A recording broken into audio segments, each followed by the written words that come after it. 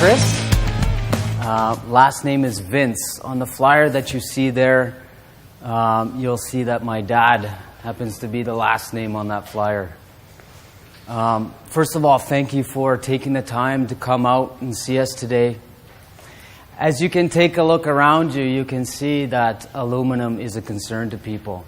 We've held this seminar successfully now for about 5 years. And the response we've been getting is pretty significant. And we're going to demonstrate some of why that is happening, what insurance is doing, whether or not you want to take care of the home in the fastest, most efficient way possible. That's why we're here, and that's why we're standing in front of you today. So a lot of the information you're going to get is real hands-on. Everybody here today is going to receive something that I feel very happy sharing with you guys. I'll show that to you at the end. Arthur is going to get up here and talk afterwards a little bit about your aluminum concerns and answer your guys' pressing questions. Now, in the beginning, what we did is that I used to stand up here for an hour and talk you to death about aluminum wire. I found it to be kind of nauseating, not because I was talking, but because your guys' faces would fall asleep. So what I'm doing now is I just play a quick 20-minute video for you, okay? And then what I'm going to do is then just go ahead and answer some of your questions. There will be a question and answer period afterwards. That way we address everybody. And so from there, what I'm going to do is just play you the video, and then we'll take it from there. Sound good? Yep. Excellent. Hey everyone, Chris Vince here, and I want to first thank you for taking the time to join us at this event and watch this special presentation. Tonight's seminar that people have a genuine concern about is, does aluminum wire endanger your family along with jeopardize your insurance? Now, I think what's happened is that in our quest to solve the problem of aluminum wiring, we've realized that there are many contributing factors, and hopefully some of the examples you will see here today, you will find that they are very typical. And it's almost strange and very weird how poorly they are addressed. The first and most important factor you ought to be aware of is that there is a huge disconnect and lack of understanding when regarding the aluminum wire. When your home was built, if you notice here in the illustration, chances are that a guy like this showed up, fully qualified, and most likely came with a lot of electrical experience, certified as an electrical journeyman. Now, installations were simple, routine, and inspections passed just the same way as you see them today. That of all course changed when aluminum wiring hit the market. A particular type of manufactured wire, referenced as AA1350 or EC grade aluminum, designed only for utility stations and commercial buildings, made its way into the homes of millions of people. Research showed that when aluminum wire started to replace copper in the late 60s and early 70s, the journeymen at that time were not aware of exactly how the aluminum wire would react over time when being connected to all of your electrical devices. So over time, this aluminum has produced some really ugly results, and it's absolutely a danger causing fire and electrocution. We know firsthand that there are over 4.5 million homes that are affected by this wire, and according to the Consumer Product Safety Commission, homes wired with aluminum are 55 times more likely to have one or more connections reaching fire hazard condition than that of copper wire. What's worse is that our friends over at the insurance companies realize this and are taking action by flagging homeowners and stopping coverage. So we're out here in the communities sharing this information and safety concerns, and there are many more concerns than the ones mentioned, and this is of course why we're here today. Now, the first question that always gets asked is, why should I listen to you? There's a very special guy who's been approached by several homeowners over the years who has now created an entire association to address this critical need, and that guy, of course, is Arthur Vince, who is somewhat bit of a legend in the communities and amongst electricians. Arthur has been involved with over 10,000 commercial and residential projects over the past 42 years as a master electrician, employing up to even 250 contractors at one point. His success back in the late 80s led him to a multi-million-dollar manufacturing company constructing electrical boxes, electrical switch plates, and plug outlets. He was also the very first and only to develop the world's multi-gang utility box containing a voltage divider. We will talk a lot today about voltage separation and arcing with your aluminum devices. Since being in the trenches for so many years as a master in his field, Arthur discovered a new approach and method that has guaranteed the proper restoration of aluminum connections with electrical panels and devices. He then went on to nurture this association that is founded on the standards and practices that are carefully maintained by electricians to perform audits. This certified inspection is to ensure electrical safety in the home of people that contain aluminum wire. Now, depending on which community you are in, Arthur should be in attendance, but for whatever reason he isn't, definitely one of his certified auditors will be. We will also be doing some Q&A, some question and answer for those of you who have any, so please feel free to write those questions down. Our intent as part of the aluminum wire restoration community is to give out as much valuable information as possible and have you walking away saying, you know, that was pretty good, I enjoyed that, and definitely learned some stuff. So that's our goal. And maybe at the end of this short presentation, you can tell me if I did okay delivering this to you. At the end of the event, every person here today will receive a special gift from Arthur. It's worth several $100s and it comes to you completely free, so you'll definitely want to stick around for that. In the event you do take him up on his awesome free offer, you've got to know that he only takes on an average of 10 clients each month, so if you want to work together, time is of the essence. Once again, I'm presenting this to you in both slides and a video, as it is nothing but respect for your time. At one point, we used to do this entire presentation live with me standing in front of the room, mumbling my words and putting you, of course, all to sleep. Now, we've cut that slack and shortened this up to 20 minutes, which also gives us more time to answer your pressing questions. And it's already a long day after all, right? So, now this is who this seminar is for. This is specifically for people who own homes constructed in the late 60s and early 70s and are ultimately looking for an end result correcting their aluminum wire and to facilitate that change, okay? So that's who this is for. This is also for people who realize that there is really no such thing as a quick fix to aluminum wiring. Okay, so what we've discovered is that a lot of today's electrical contractors began using makeshift solutions, using a combination of tape or gel and sealant with improper twists on the connections and or crimp style connections. The improper torques and twists on the aluminum connection can cause an even worse situation than had it never been touched at all. And you're probably thinking, wait, what?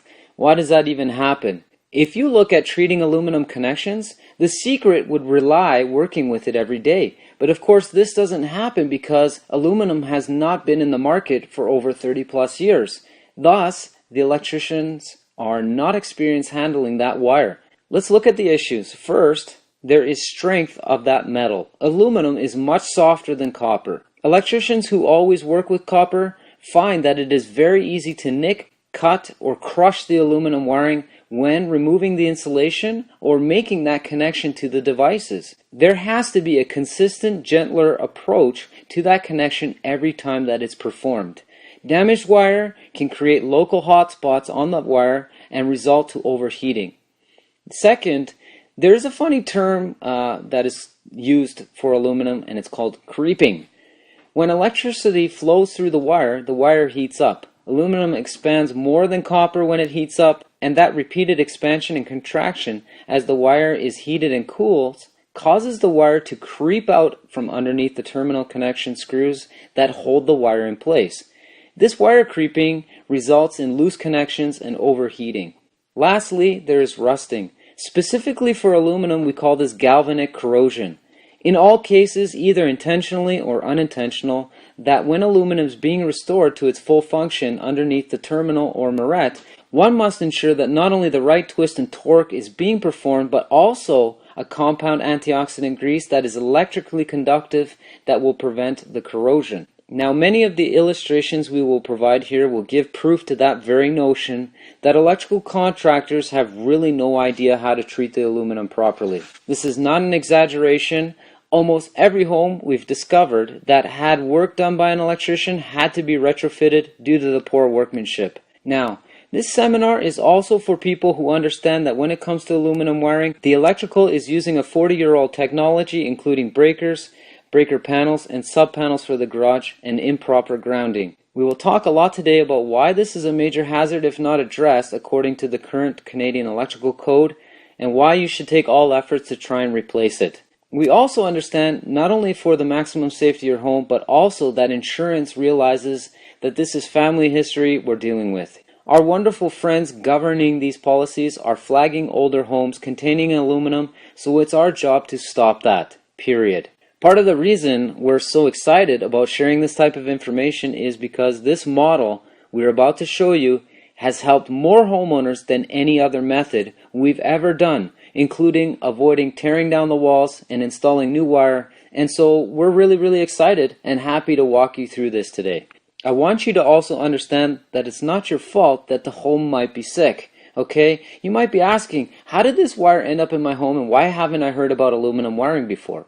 Now, in 1965, copper shortages and high prices made the installation of aluminum wiring a very attractive alternative, making it the ideal choice for transmitting power. All of this optimism, of course, came with an unfortunate oversight. As aluminum was being fabricated in the home, the electricians at that time had no idea how the aluminum would react over time.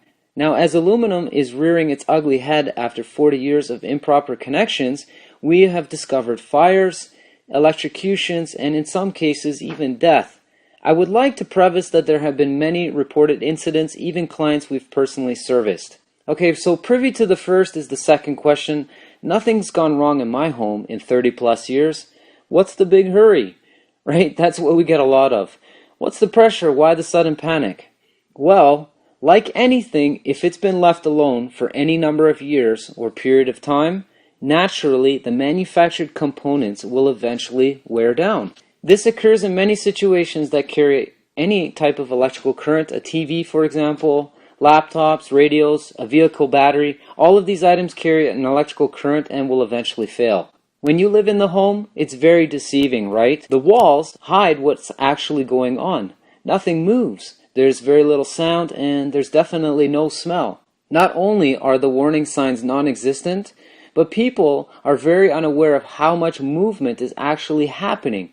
Millions of electrons are flowing all the time, creating heat every time you plug in or turn something on. What you'll learn here today is that even a small bend or a kink in the electrical wire can actually force those electrons to stop at that kink point and build up even more heat. No joke. It's stated right in the Canadian Electrical Code to have a minimum bend radius on all cable. Something again which the current electricians are not practicing with aluminum. The truth is, families are calling on experts to examine burns, plastic smells, and warm electrical outlets, and in some cases fire. Just because you've never had problems like this doesn't mean one isn't lurking behind the closed walls. Lack of reported danger by families, either unaware or worse, ignoring these facts regarding aluminum, pay the ultimate price. Okay, so now the question is, do you have it, and how do you identify it and the problems? Well, first off, you can tell just by looking at what we call the jacket of the wire. This is the insulation, usually white or green in color, and if you go to the basement of your home, you will typically see all of the wire sticking out beside the electrical panel. Take a quick peek at the jacket of the wire and insulation, and you'll have writing right on it saying aluminum. Pretty simple, right? Or you'll see that it'll say AL in abbreviation. Really easy once you take a look at the wire underneath the jacket. Here you can see both copper being in bronze in color and of course aluminum being silver in color. Arthur will tell you in some and rare cases that you'll find actual copper that's been nickel plated, which is a bit deceiving, but it still does exist. Okay, so here's what starts to happen with aluminum wiring. You can see here that it's burnt badly, right? And all the rest of the pictures and examples you will see here today are actual clients in other communities. A scary figure, and I'm sure Arthur could attest to this, is that over 90% of homes we've visited occupy a fire hazard condition. This statistic is almost obnoxious, right? Seriously, over 90%? Here's a client that called us out. Now, what you're looking at is the stove outlet. That had aluminum wire, of course. Believe it or not, as the wall caught fire, the homeowner tried to rectify the problem by running down to the electrical panel, swiping the 40 amp breaker, only to find out that it wouldn't move and that the sucker had seized. Yes, older breakers will seize and fail under stress, even under normal conditions. This particular client thankfully had the wherewithal to shut off the main breaker to the home before pouring a bucket of water and to douse it out. Here's another gal who called us up and said, you know, I smell something funny and bad in my house, and I know I have aluminum wiring. Can you come out and take a quick look to see what could be happening? She found this outlet, and now she didn't take it out of the wall. All she noticed was the burn on the outside of the surface of the faceplate. So we performed this inspection. Arthur took this outlet from the wall, and this was the result of what was happening behind the faceplate. Again, improper connections, and it just so happened that we were close to the fire hall that day, so we paid a visit to the local chief fire inspector to give us some insight to whether or not they get regular calls for incidents like hers. And sure enough, he said, yeah, we're sorry to know that we'll be having to deal with this. So here's an interesting case. Can anybody tell me what's happening with this particular outlet? Now you'll notice that, like mentioned before, even kinking the wire will cause, at that kink point, some heat buildup. And this is what you totally want to avoid, especially when dealing with aluminum. Here's another way aluminum rears its ugly head, and that it doesn't necessarily have to be connected to the outlet device, but just being connected to itself. What you see here are travel wires that continue on to the next set of outlets. And even if one device is plugged into one part of that continuing circuit, it will affect all the other 12 connections. As you can see, just by being under the wrong moret, you can see the signs of burning, eventually leading to something much worse. A lot of do-it-yourselfers will make this common mistake, where the aluminum is being treated like Mickey Mouse and ending up with goofy results. Okay, so the aluminum connection solutions. How do we get rid of these hazards once and for all? Now, upon our investigations, there appears to be a considerable amount of confusion about how to best correct this problem. We're gonna clear this up right here and right now. There are several right and wrong solutions offered by both electricians and governments alike for the permanent repair of aluminum connections. I'm going to cover the right way shortly, but here are the wrong ways first. One of them is this so-called friendly plug outlets and light switches. You may have heard of them before. They will indicate aluminum or aluminum rated, commonly referred to as Kolar devices. However, according to extensive research and lab tests reviewed by the Consumer Product Safety Commission, they found out that it is determined that these devices fail on a regular basis even under normal stress. Here is a picture of one. As you can clearly see, marked at the top, Kolar.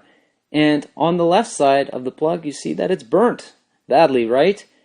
We find these devices all the time. They perform better, but still do not meet the requirement or eliminate any of the risk. They also do not remedy any of the typical connections in the home, like appliances or light fixtures, so plain and simple, don't use them.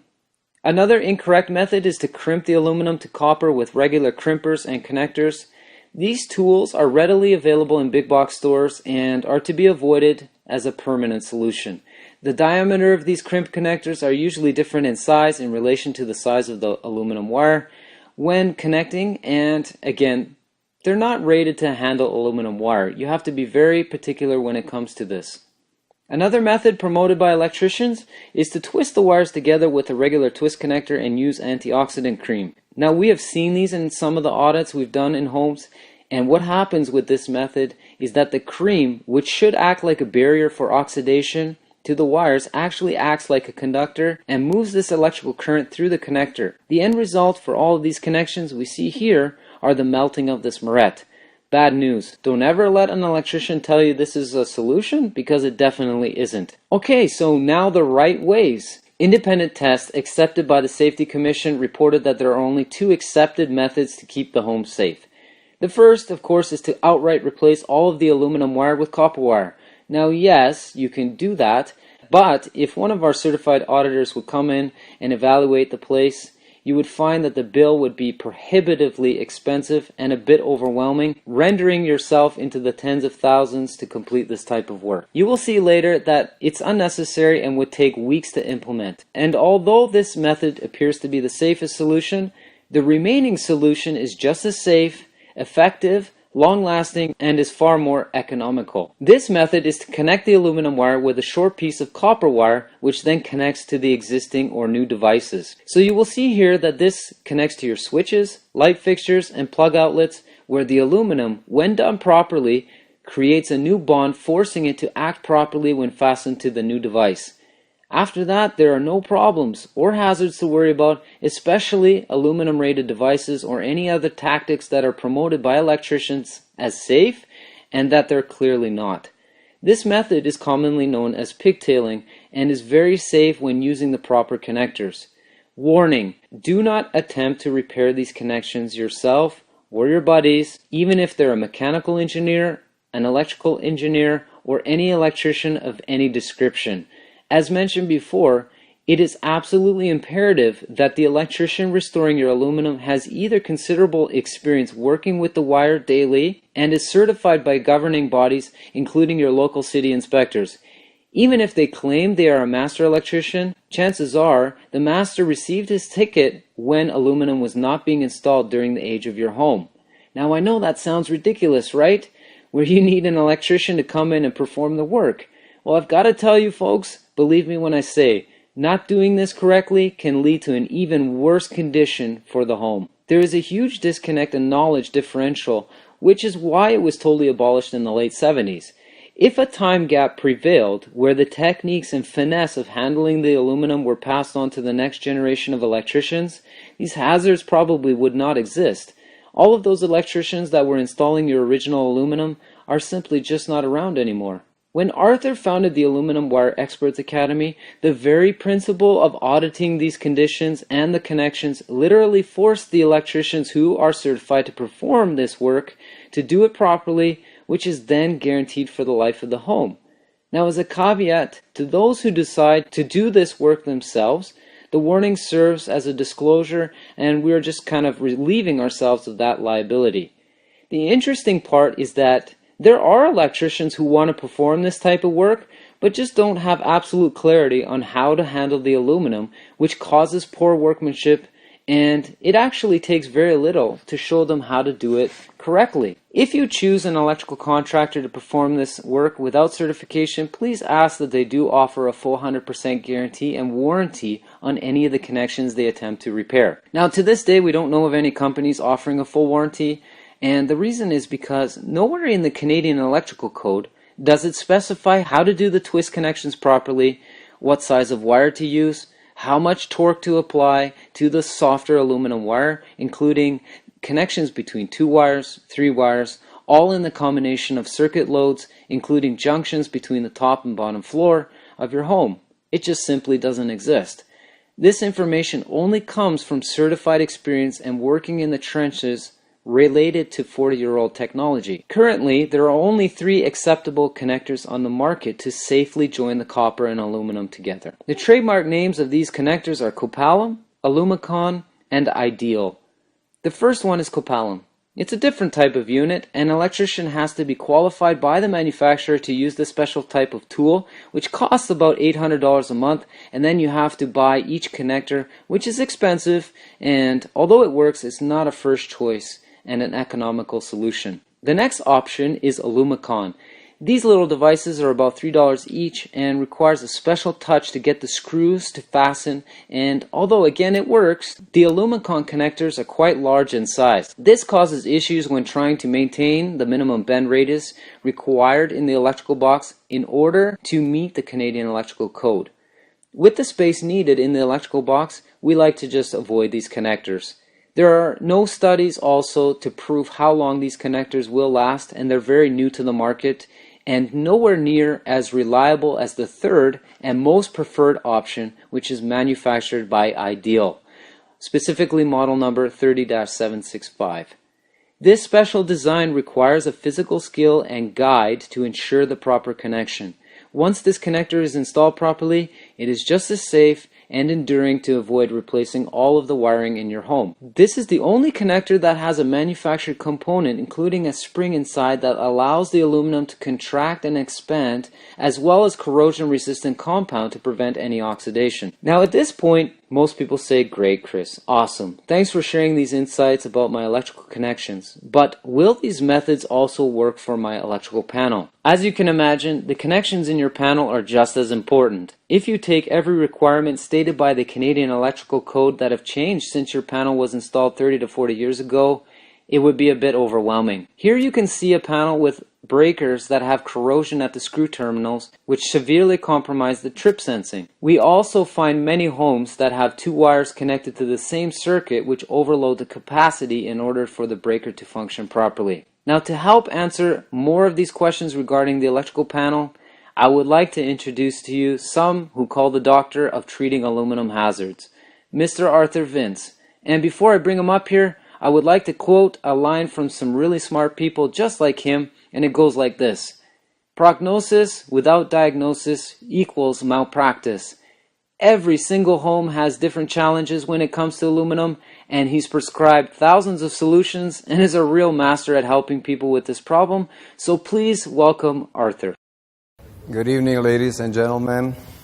It was a pleasure to meet you at the door. And I did not introduce myself at that time, but I'm going to do it now. My name is Arthur Vincze. And I really thank you for taking your time to come out here.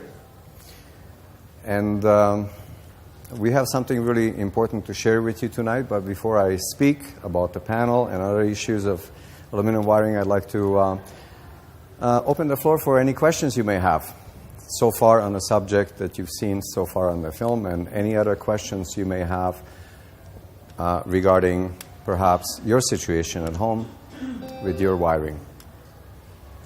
Is everybody here, Arthur, okay? I speak a little louder than him. Go ahead, sir. I had my panel changed about 5 or 6 years ago, so it should be effectively the same as the current one? Yes, 5, 6 years ago, it should be a fairly modern technology already, okay?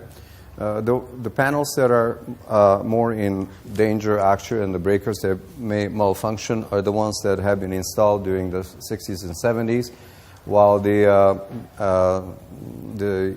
home was developed. Okay, so that technology is already about like 35 years past the warranty to start with, and as far as the I'm going to show you this is a typical panel that we take out. There's a couple of models on the market that go out. And as you can see, these particular breakers here, you don't know when they're actually working properly until they need to trip, either because of the short circuit or in an overload condition. Now, people think that, and customers will tell me, says, listen, Arthur, well, this breaker, look, it's working. Well, what it's doing is maybe switching and disconnecting the circuit, but it doesn't mean that the internal mechanism is up to par of reading the overload and tripping at the time of overload or a short circuit. There's an internal mechanism that works with it senses the heat that's developed through the breaker, through the conductors, and if it starts overheating, then it will trip, okay?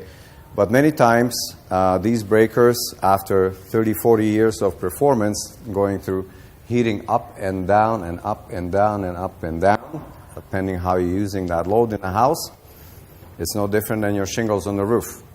Eventually, everything starts deteriorating, and when you need them to perform, then they may fail.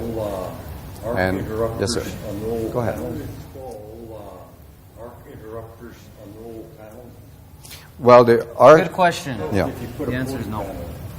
What, sorry? So there's no room. So. What? Sorry? If you put another pony panel in. Yeah. So I'll let okay. Arthur So answer what that happens one. is, first of all, you don't want to. You have to pony off of here, okay?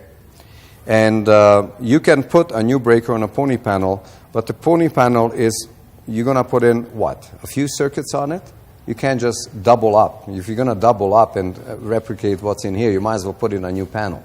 And what you cannot put in a pony panel, which is a sub-panel, okay, that's what this gentleman is talking about, what you cannot do is also deal with the main breaker. the main breaker also goes through the same overload and heating up and cooling off over the period of 30, 40, 50 years as the rest of the branch breakers. And main breakers also fail to trip when they go into the overload condition. So besides having the end of the wire at one end taken care of, okay, with your outlet, the switch, and the plug, and the lights, this is the other end of the wire that's coming in. And this protection is there not necessarily to protect your bodies, because 15 amps, like, let me tell you this way. The research shows that 0.07 amps can actually cause a heart failure. And I'm not here to scare you about that, because obviously it's a rare case. But it is endangered, the body is endangered anytime it goes over 1 amp, okay? And so this is 100 amps, and these are 15 amps. They only protect the size of the conductor. So if there is going to be more ampacity running through him than the allowance of that conductor to allow for the ampacity go through, then it should trip, okay? But it's not there to actually protect you. So which leads me to your question about, can we install the arc fault breakers? How many of you know what an arc fault breaker is? I mean, have you heard of that before? Okay. So simply, it's a mechanism that is built into the breaker that as soon as there is any arcing happening on the line, all the way from the connection to the breaker, all the way to the end plug, or a light, or a switch, if any arcing occurs, the arcing mechanism inside of the breaker will trip the breaker. Okay? So, and not only that, it will also sense if there's any arcing on any device that's plugged into that particular plug.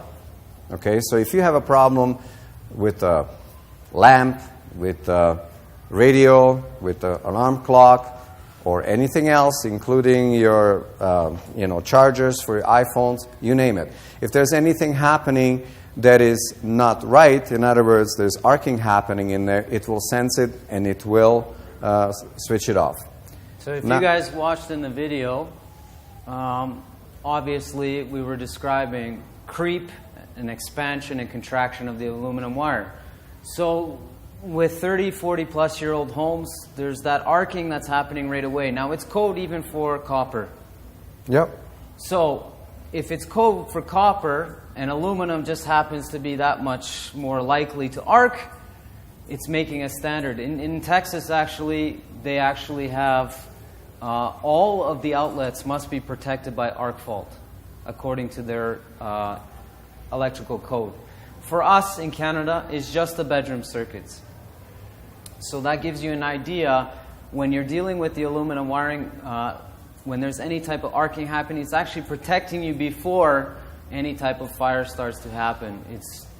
None of these old breakers are doing, not only are they not working, functioning properly, but you're not going to be able to situate the Canadian Electrical Code. You're not going to be able to situate an arc fault in one of these older panels. So if you can imagine for a moment that you are going on your favorite flight to your favorite destination, the question becomes, imagine for a moment that the airplane was not checked for 30 plus years. Would you board that airplane? I can tell you safely right now that people, they look at their electrical panel, and although some of them might have been changed, the problem is that electricians are not dealing with aluminum wire every day. There's 450,000 homes in Canada, just in Canada, that have aluminum wired homes. That's right. They don't know what the hell they were doing. Did the wiring back then. That's right. They don't know what the hell they were doing. That's right. So what happened was all of these problems started to happen as copper went back into the marketplace. Electricians were just not used to handling the connections with the aluminum. So, for example, if you get an electrician today and you decide that you want to have your aluminum restored without ripping out your walls and installing the new wire, it is 100% in your best interest to make sure that that electrician knows exactly what he's doing. Otherwise, he can leave the home in a much worse condition than as he never touched it at all. And one of the examples is even though it's the electrical panel that's protecting your home, that's just a small example. Another example will be, I can name 100 of them, but at the end of the day, aluminum is very, very malleable. It's a soft metal, right? So if you are not practicing with that metal every day and doing that connection properly, it's just a huge hazard. You might as well not touch that wire.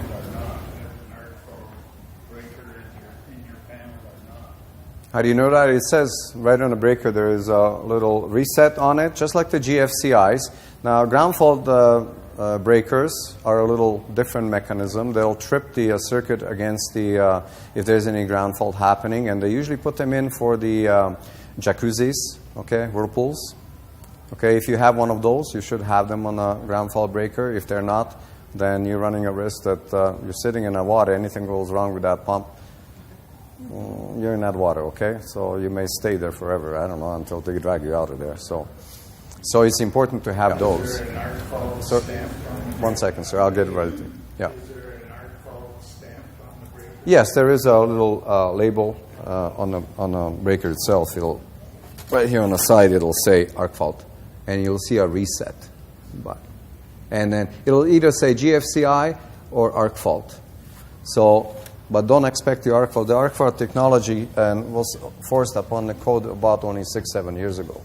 So unless you know that your house is newer than that, you don't have it. Okay. Now the other thing is that when you have a situation with the kitchen, for example, and all the outdoor plugs and on all the plugs that are near 1.5 meters of the sink, which is occurring in your bathroom, which is occurring in your kitchen area, it's on the outside plugs. It's very important that all those are on a GFCI breaker or a GFCI plug. 15 amp plugs, GFCIs, will not work for your split receptacles in the kitchen. Most receptacles in a kitchen on the kitchen counters are split. So you have 15 amps on the top of the half and 15 amps below. They actually break out a little continuity between them, because if they would leave it there, it would short out. You actually have 220 volts in there if you didn't know that. So I would not fool around with those breakers, with those plugs and trying to exchange them. There's a lot of people injure themselves because they're thinking, oh, this is just an ordinary plug installation. It isn't. So, and yeah, they put the same wires back, you know, the way they took them out, and then they find out that they don't know anything, that they need to break out the little bridge so you don't short out. You have two phases in there. It's a bang right in your face if you turn it on. So, including at the panel. Short circuits, like dead short circuits like that, can cause a lot of problem. You can have explosion happening in a breaker, or at the time when wherever you are when that's happening, but mostly at the breaker. So I'm just cautioning you against that.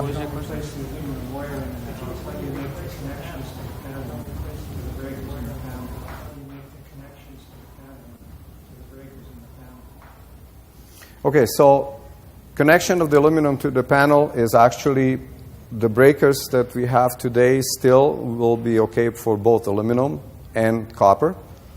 Of course, we trim everything and we start from scratch. Anytime any connection to the aluminum, we have to trim it and we have to start from scratch, because as soon as there was any pressure put onto that aluminum, it becomes a weak point. Okay, so, and there's a very specific way that we actually strip the wires to make sure there's absolutely no kink from the stripping. Stripping the aluminum from the insulation is the crucial point. Make sure there's absolutely no injury to that during the stripping. Most of the young kids, and I call them all kids because they put on, electricians and, mostly apprentices, and the master who probably he doesn't even know what he's doing with the aluminum. He's sitting in the office. They use ordinary stripping tools, and unless you keep that stripping 100% on the right angles, this way and that way, you're going to kink that aluminum. So we use specialized tools to do it with, and we examine each one. And that is still not enough, because most of the time when the aluminum was installed and the electricians were folding in the wires into the back box, the drive roller comes out, put the drive roller and takes the router and starts opening up that opening in the box to expose it for the installation of the switch or receptacle. What happens is, if the electrician did not, and nobody sees it at that point when the drive was cutting out, did not roll the wires back in properly, away from the edges and into the back of the box, very good chance that, and it's about 15 to 20%, that all those wires get routed on the side. Now, pending, if they only touch the insulation, then it may be used, provided you put some tape. But we have to examine very closely that insulation, that router did not touch the aluminum, because as soon as you touch the aluminum, it may have worked up till now, okay? But when you start unrolling it, because you're going to restore that connection, now you moved it. And aluminum, all you have to do is move it like this much. When it was injured, that connection is done. And many of them don't pay attention to that, because they don't know what they're supposed to pay attention to, okay?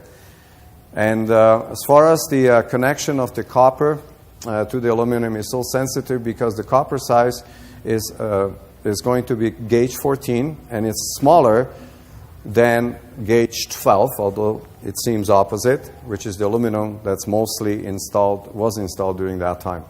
And because they're not equal in diameter, it's a very sensitive part, how you actually braid them together, so that connection, when you're rolling everything back, is not coming loose, because one of the wires is smaller than the other one. So it's easy for it to come to dislodge and become loose. So what I say is, many times, if electricians don't know what they're doing, they better not touch the aluminum, because they can cause more problem by just not knowing what they're doing than just leaving it alone. Okay? So besides that, the only thing that we also do is that there's a competition in the box for space, because we're putting morettes, we're putting copper, and there's nails inside. In those days, they used to put nails to mount a box, right? And now you're trying to fold it in there, and most of the time it has to go in a very specific way that it all goes in there in enough space still for the switch and the plug. You can't just jam those in there, because again, the wires can come dislodged right inside of the moret. So we braid all the wires, including the live ones, all the way through the insulation, all the way to the beginning of where the wires are, cable is entering the box, right, to the clip, okay?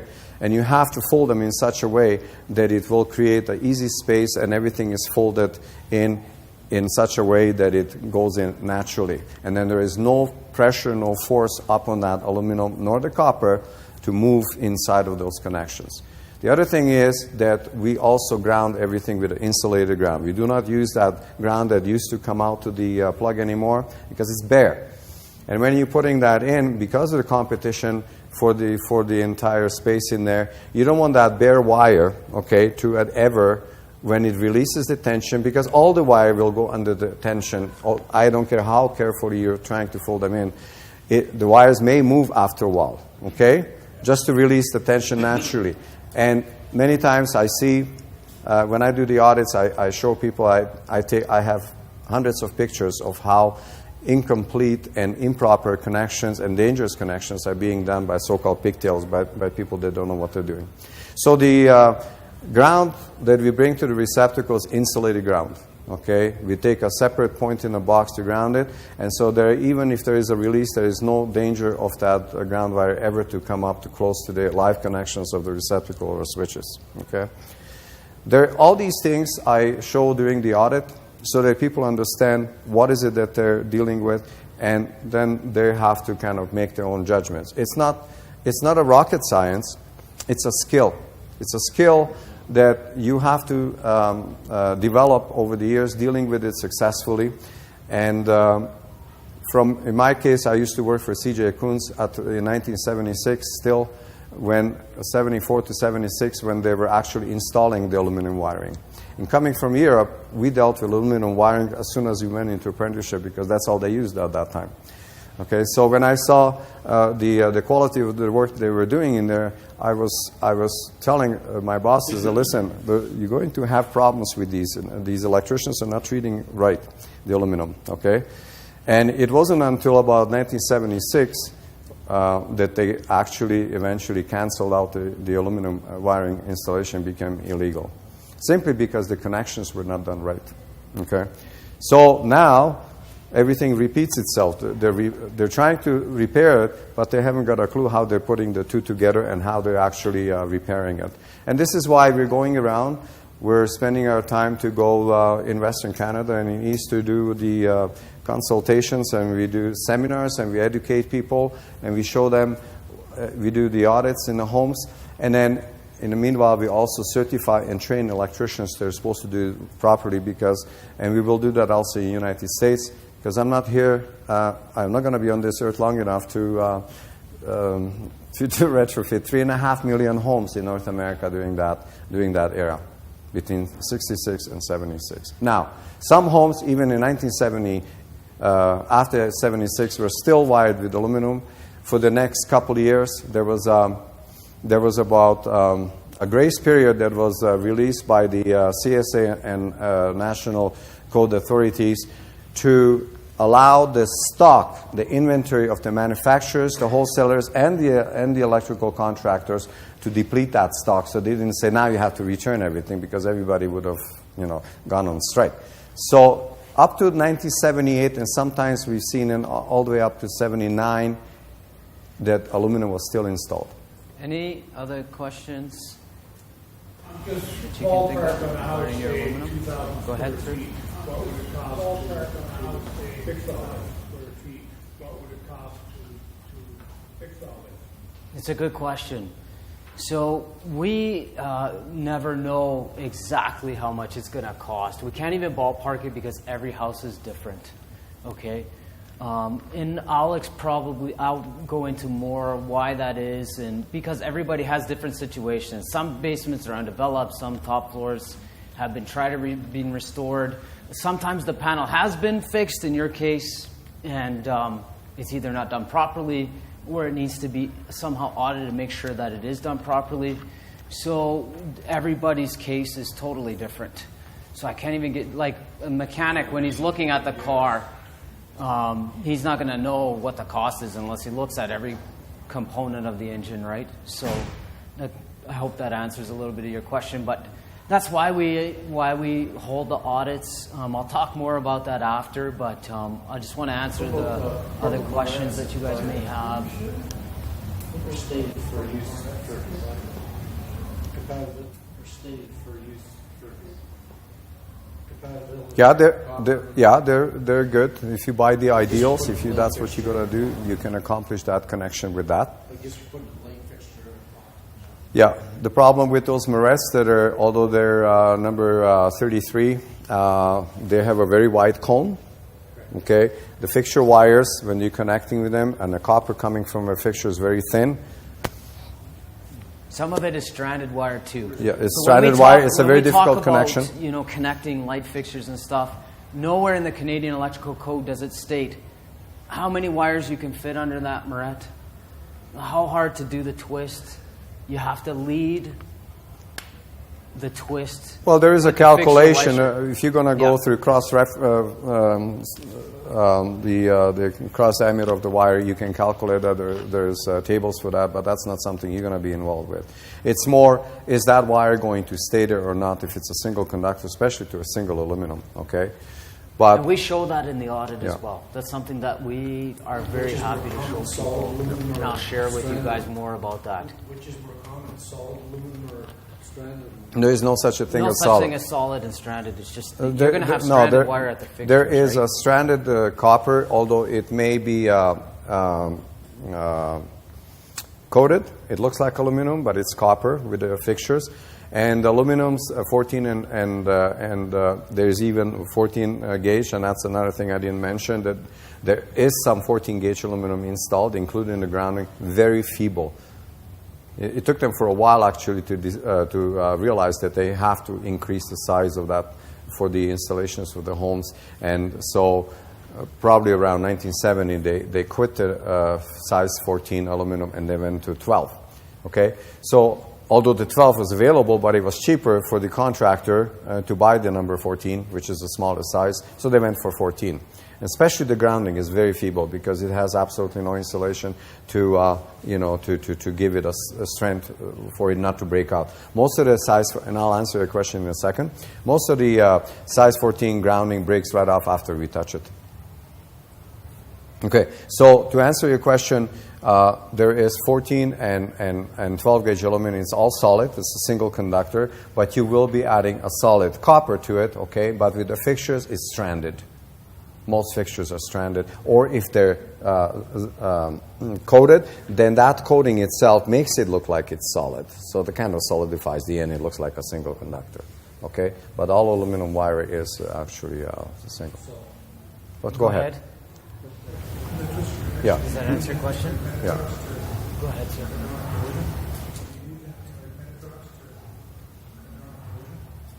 No, so the Moret is going to have a manufactured antioxidant within the connector, because as soon as you start to put any of your own type of antioxidant, it's bad news.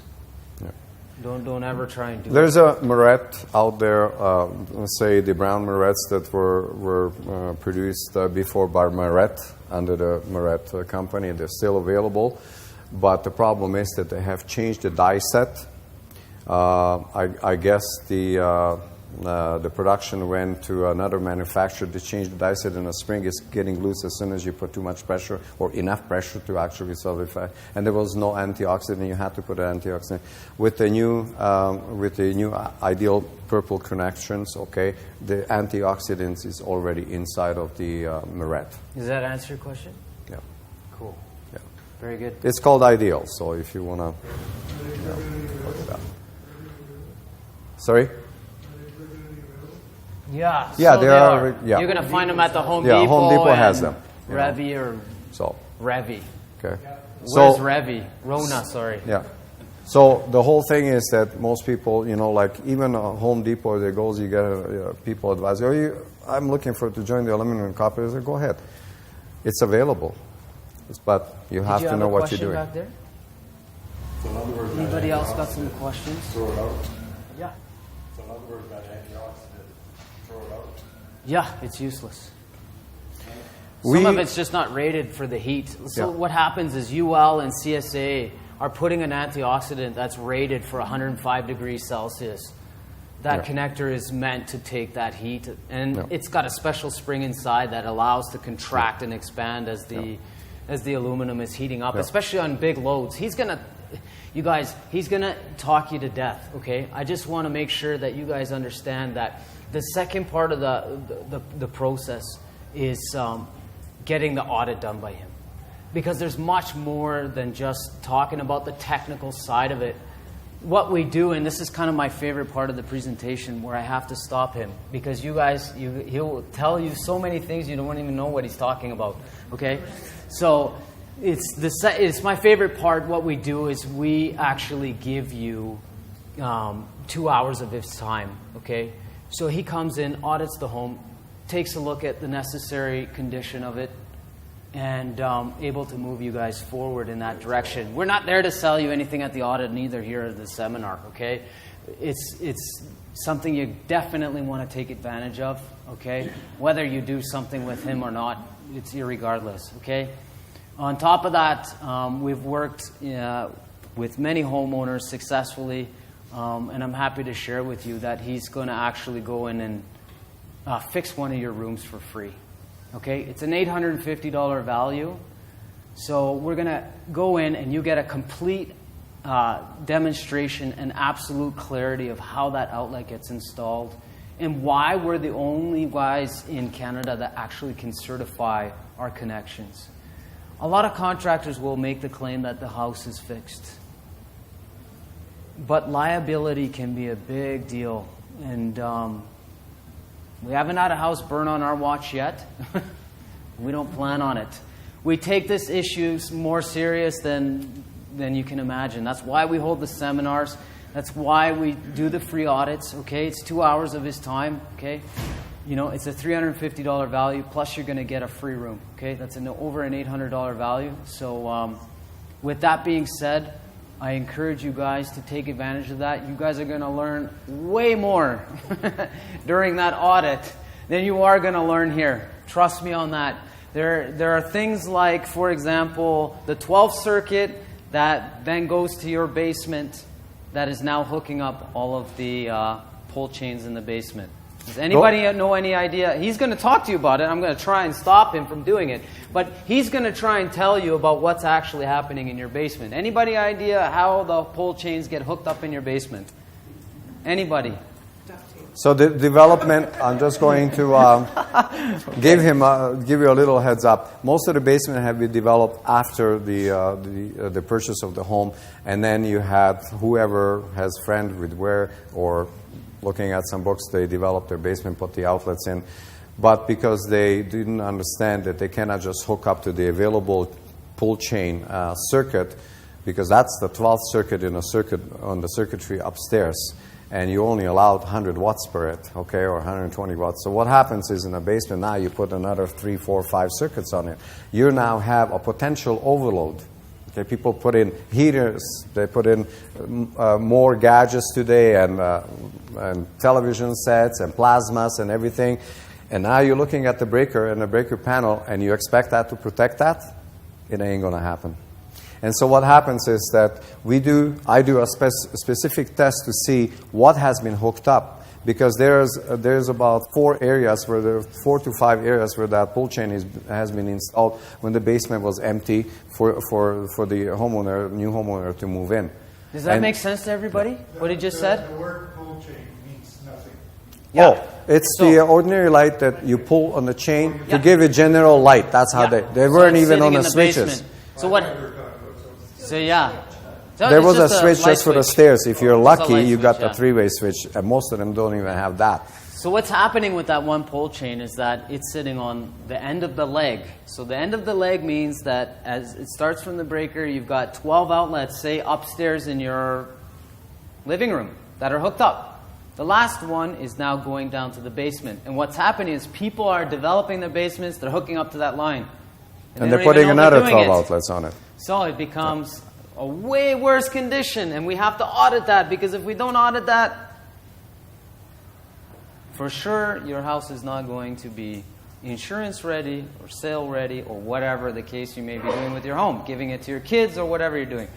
So that's another part of the process. He could tell you 10 more, but I'd rather you just sign up and get it done for free. It costs you nothing. Being totally naive about all of this, but I think Go ahead. this is about. I mean, I guess a lot of us here, our houses are, mine is 72, like Yeah. Vista. So yeah, it all makes sense out of, I should get it, out of and everything Yeah. else. If you're the only company or whatever business that promotes this, there are a lot of people in this, obviously, North America and wherever else, that are in very serious shape.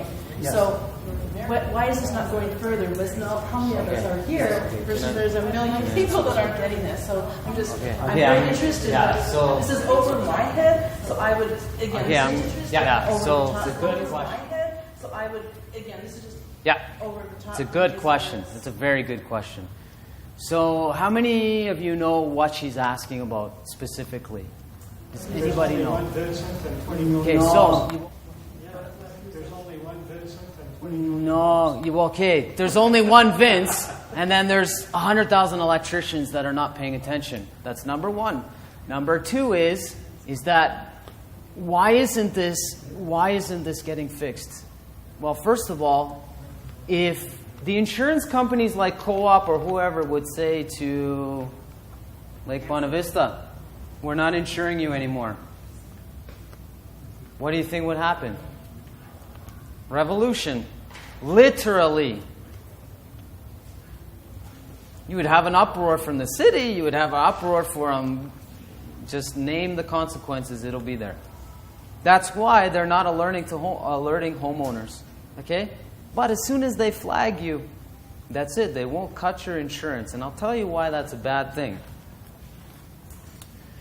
We actually got approached well, he did, not me, by a person who got canceled by insurance. It was the very first one that he ever did. And so why is this happening? So there was a testimonial. If you guys, how many of you watched the video online? Okay, so there is a testimonial of her explaining what happened during the call when the insurance company canceled her. And it just so happened to be that she was on their A list. She had been paying on time for 30 plus years and everything was good. They found out that she has aluminum wiring, okay? And once they flagged her, for whatever their reasons were, what happened is that you can explain it better. Well, the banker called me. They don't ask them. No, they won't ask you. Of course they will not ask you. She didn't. Exactly. Yeah, she didn't call me. A banker called me. Her banker called me and says, I'm such and such a bank, and I have a customer that has aluminum wiring. And I looked throughout the net, and from my non-professional guesstimate, I think you're the one I would trust. And she was just looking at the net, okay? And I said, well, what seems to be the problem with your client? He says, well, her mortgage isn't paid off yet. And she can't get insurance.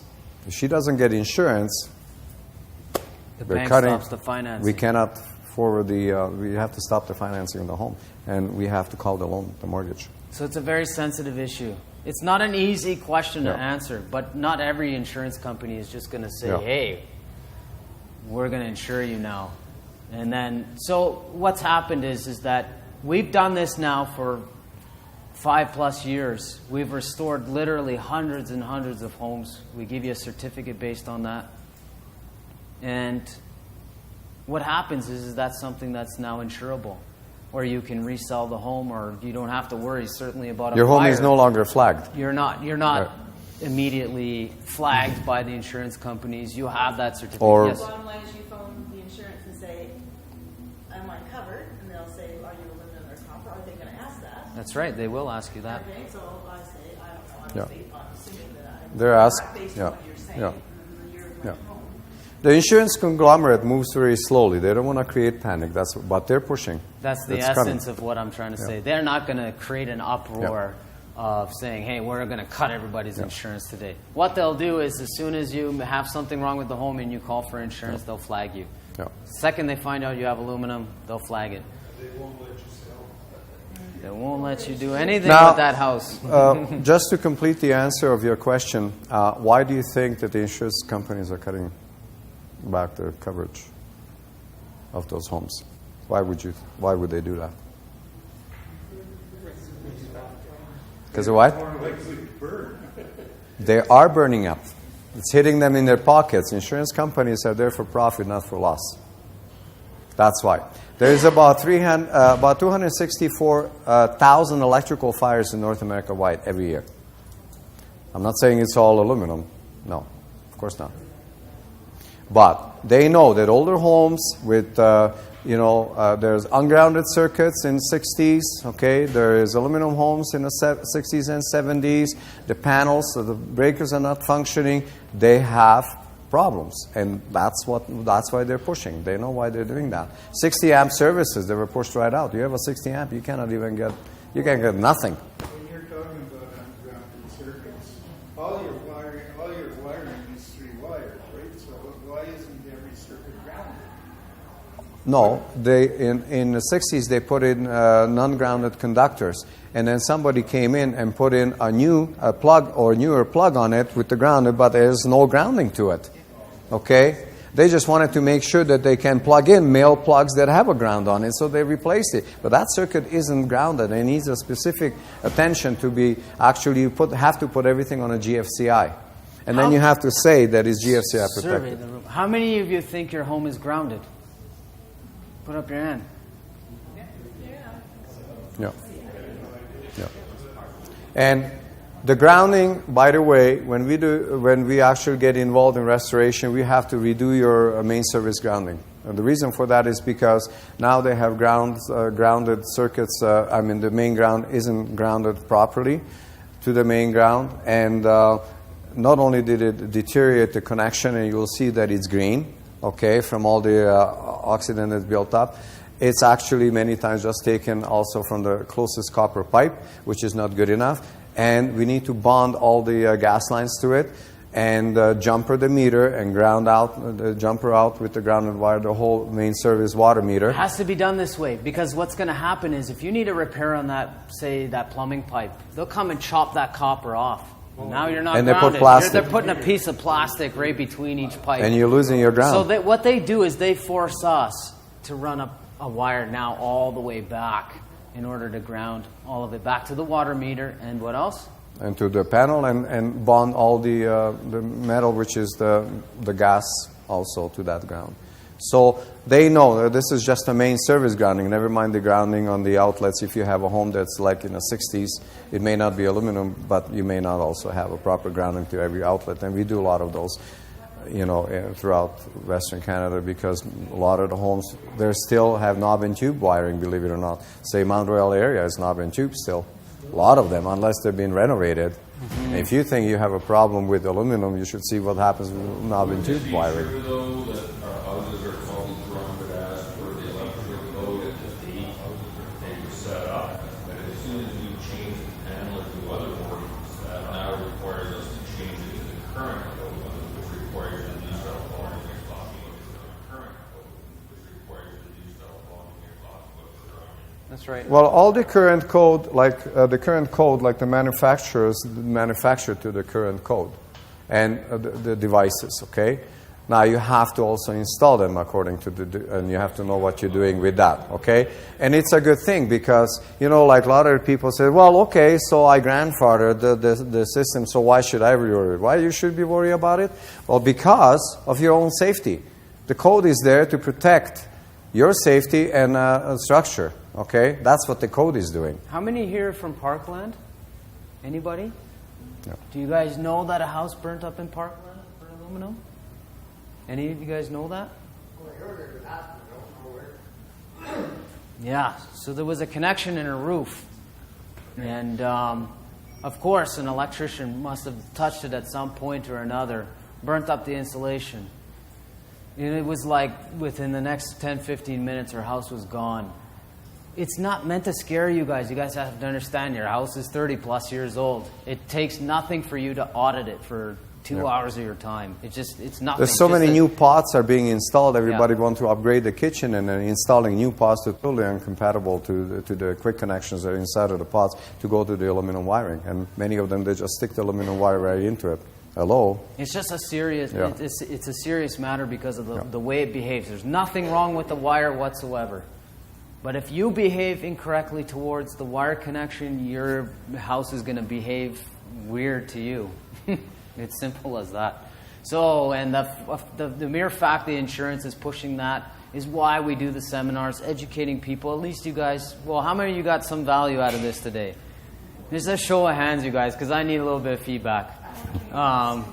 Okay.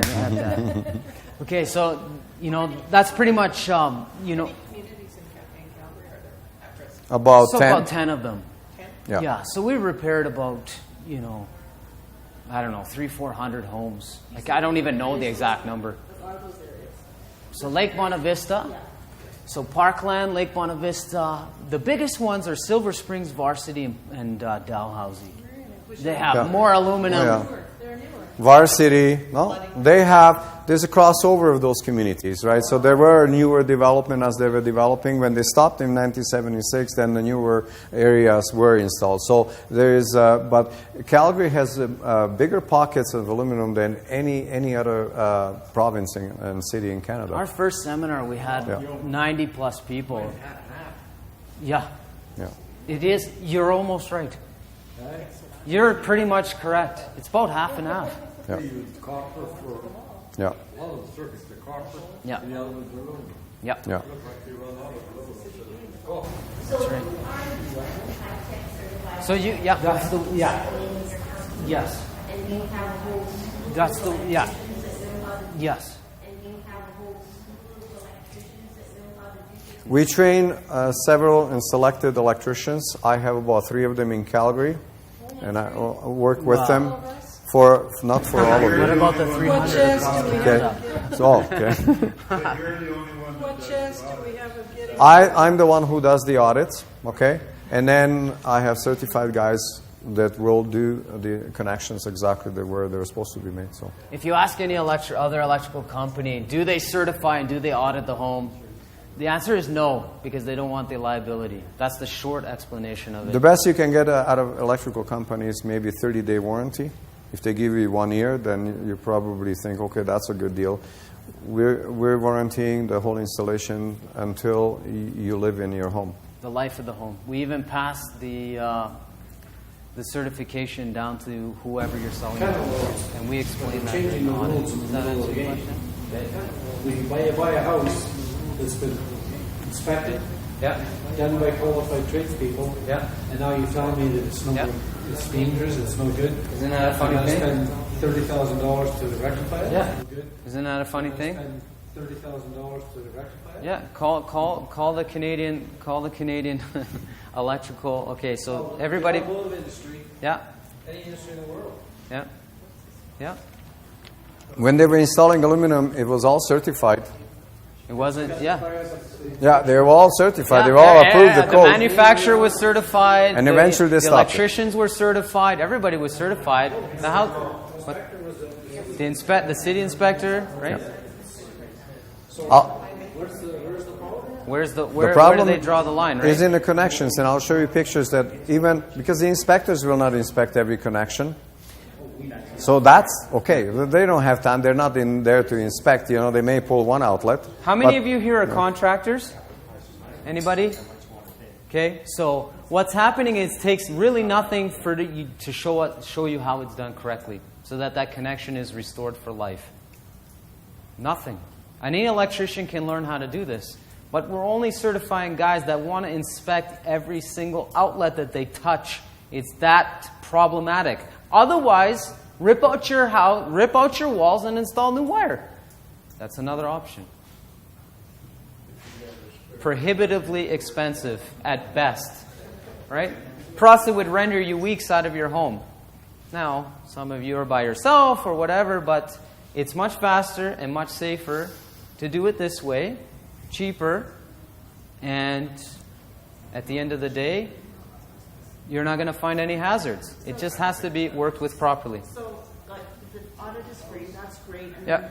And the $800 for one room, so I'm interested if there's aluminum anywhere, then you've got to do everywhere, right? It's not just, so it's how many rooms in your house, am I right on this? We do. Yeah, we do a free room for you so that we show you how. We show you how it's done. We'll show you what's happening Yes, with it. every right? room has to essentially be looked at. And usually we do a bedroom where you sleep because then you feel better. Yeah.